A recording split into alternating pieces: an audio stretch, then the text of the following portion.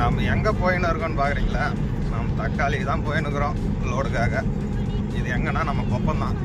Time வந்து காலையில் 6:30 மணி. 6:30 மணிக்கு எப்படி இருக்குன்னு பாருங்கள். வண்டியே ஓட்ட முடியல. எல்லாம் பார்க்கிங் லைட் போட்டு போகிறாங்க. எல்லாம் ஸ்லோவாக தான் வராங்க. நீங்களும் வர்றவங்க பார்த்து ஸ்லோவாக வாங்க.